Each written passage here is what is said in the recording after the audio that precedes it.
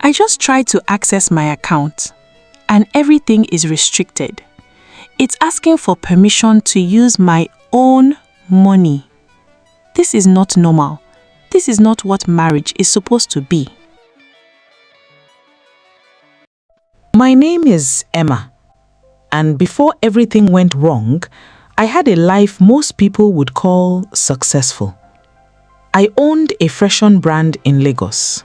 We designed women's wear, corporate outfits, luxury casual pieces, and custom gowns. My brand had grown beyond just a small business.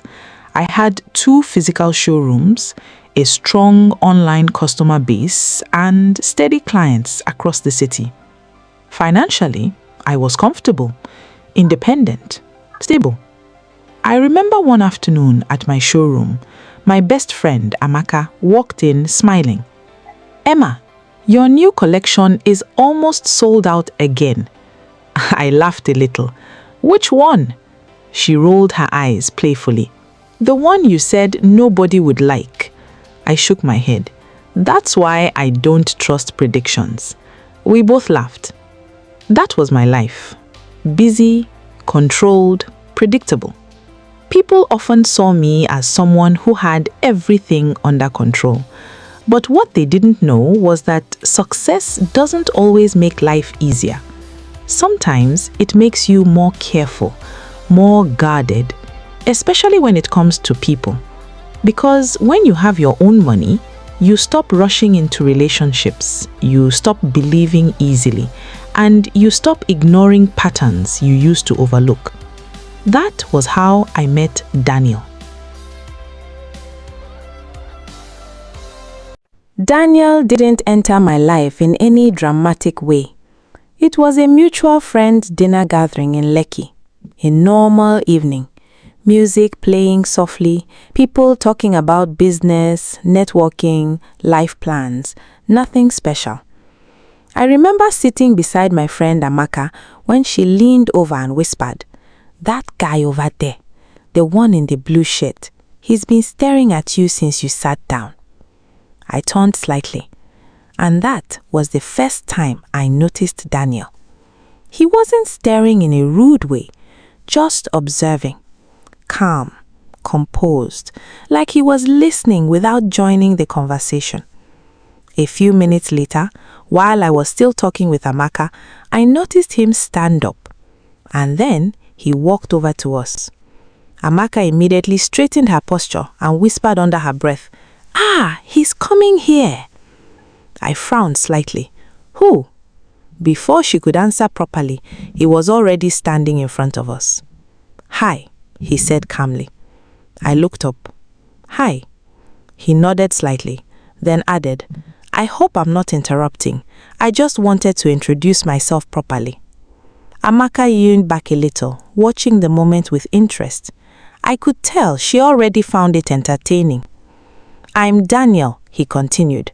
"We were at the same table earlier, but I didn't get the chance to speak to you properly."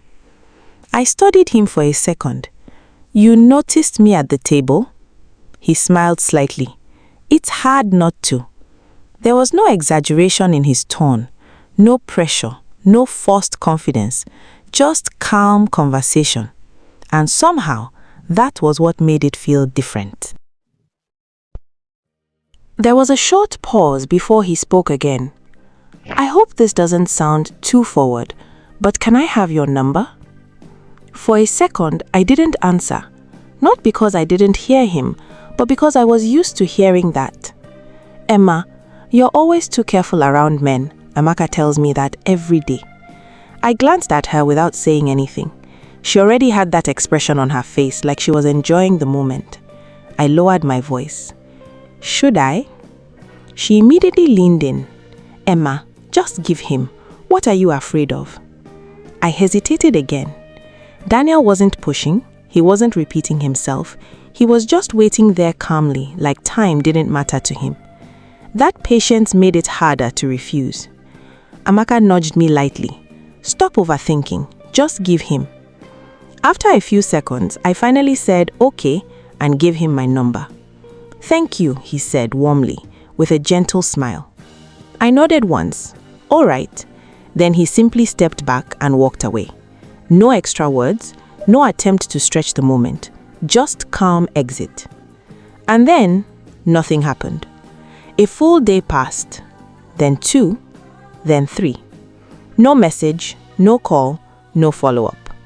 At first, I didn't think much about it, but Amaka did.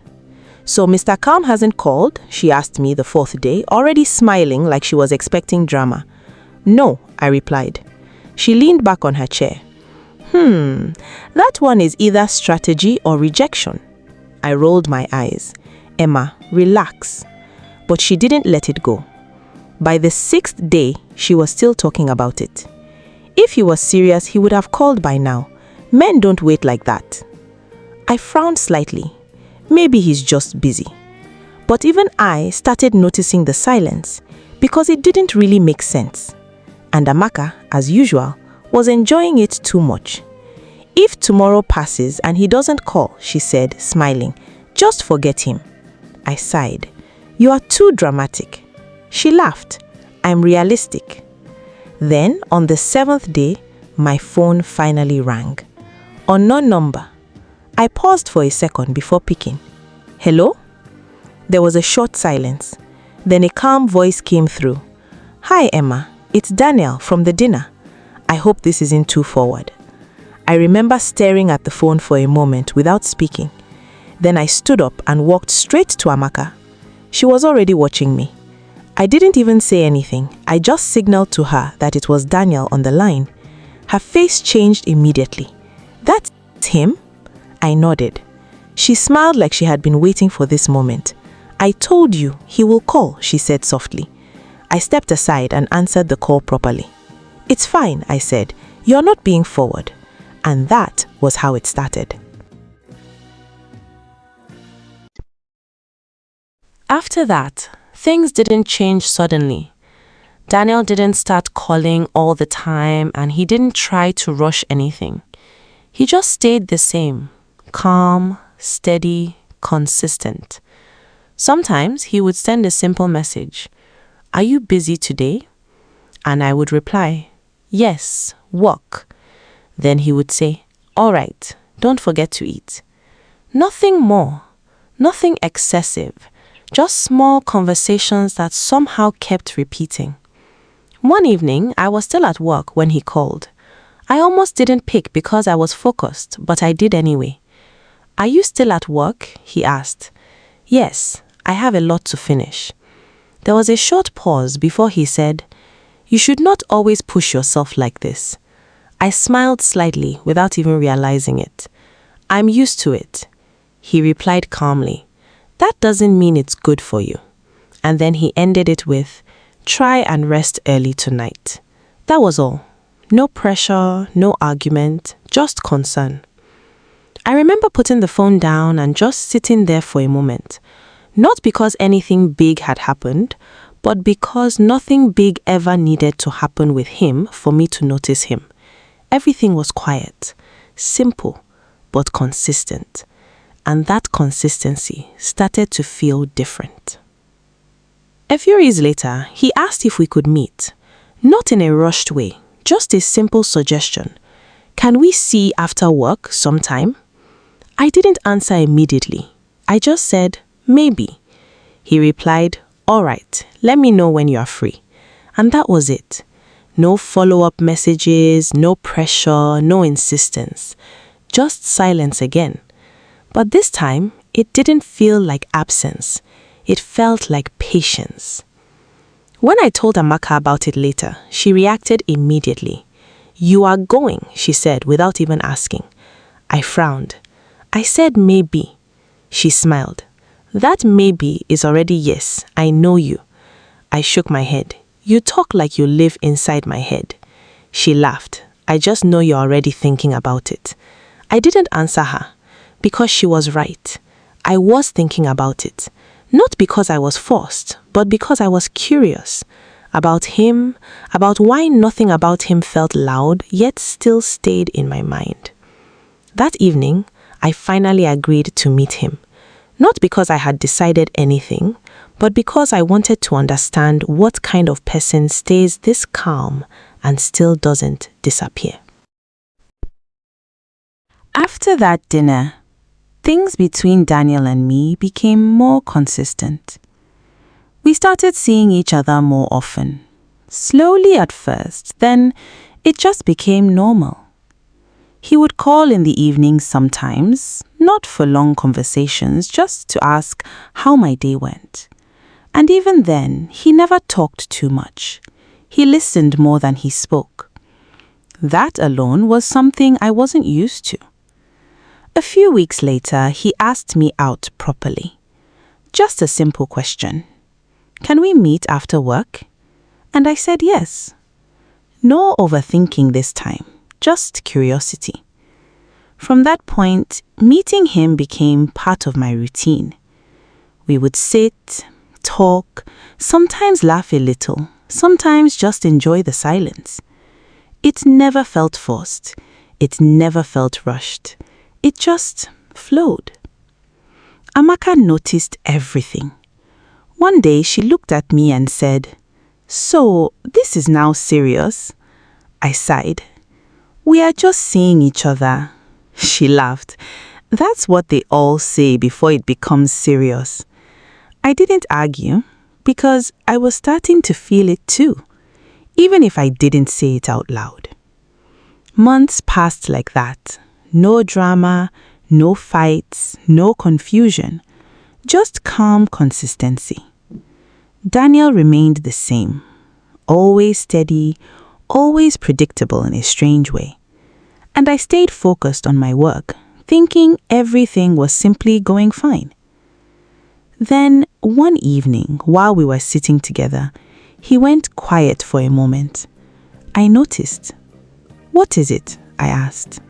He looked at me and said, "I don't want us to keep doing this without direction." I frowned slightly. "What direction?" He paused, then said, "I want us to be official." There was no pressure in his voice, no urgency, just certainty. I didn't answer immediately, but I also didn't feel rushed. It felt like something that had already been happening slowly anyway. So eventually, I said yes. Amaka was over the moon when I told her. "So finally," she shouted on the phone. I laughed. "You're acting like it's your relationship." She replied, "I've been waiting for this since day one." After that, everything stayed the same. No sudden changes, no drama, just continuation of what already existed. And that continued for a long time. A year later, he proposed. It was simple. No crowd, no big performance. Just the two of us. And I said yes. We got married quietly. Life continued normally. My business continued. His work continued. Everything stayed balanced. Almost too balanced. Until one evening, while I was trying to access something on my business account, I got a notification I didn't understand. Access restricted under marital authorization profile. I frowned immediately. I didn't remember agreeing to anything like that. So I asked him about it that night. He didn't react much. He just looked at me calmly and said, "Oh, that. It's just something I added during the paperwork. It makes things smoother." I paused. Smoother for who? He smiled slightly. For both of us. Then he added, "You don't need to worry about it." I told him, "Why will you do that without my consent, and what does that even mean?" He only smiled and said, "Don't worry, my love. It's for your own good. You get to still access your bank account, right? So it's all good." And just like that, he went back to what he was doing. Completely calm, like nothing unusual had happened. But I just sat there, watching him. For the first time, something about him didn't feel as simple as it used to. And that was where everything started to feel different.